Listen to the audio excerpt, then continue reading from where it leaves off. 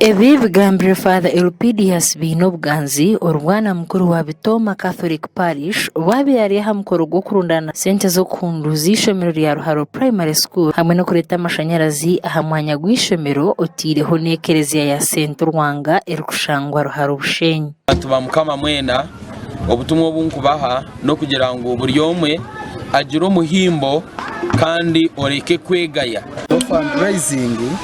Fundraising yo kureta amashanyarazi Ruharo Primary School, St. Augustine Vocational Secondary School hamwe na Saint Rwanga Church. Bya Ruhanga Richard Ormeya wa Bushenyi Shaka Municipality kandi umwe ahabeja bashumira ishomero ya Ruharo Primary School atshoborire nkurga ishomero rutandukana ku murwenda nshanju n'ibiri abeje bakaba batwire no bakora kubi.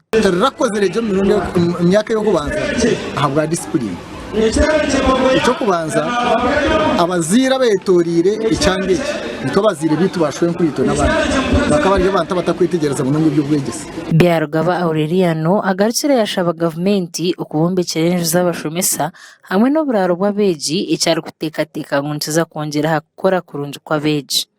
Twetaga government etwombekeroho ebizimbe bindi Ruharo Primary School twetagaho ebizimbe okukera munonga staff quarters kandi hamwe na n'ekizimbe cya boarding.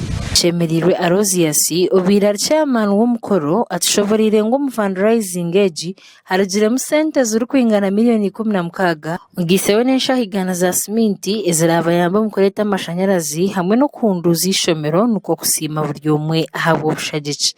Twachikora bukuba twa in cash twine miliyoni 16 nesente zikuyongeraho kandi twine nashahwigana za siminti ni nsima umujyanyo mukuru Anet Katsi yomusha Woman MP kandi waje kirwiba MD Dr. Engineer Silva Mugisha Bamanyoha Emi orumukuru w'ishomero rya Ruharo Primary School atize sente zibarundana ku rwo fundraising nibija kuzikozesaje ukureba ngo bamalize kigenderero cyabo ico kutasi amashanyarazi mu ishomero otireho na no kunduza ishomero. Ubwanyuma yo kumanya umubaro gw'esente ugura rwo muri yeze sente zaguma tebekanitse ibitukwenda gukora twaza kubitaya kansati costing tubiteke aha mukutu rero twakatwenkareje abantu kwiza bakaza aha campus kureba ibikozirwe kubera ibyo twari position.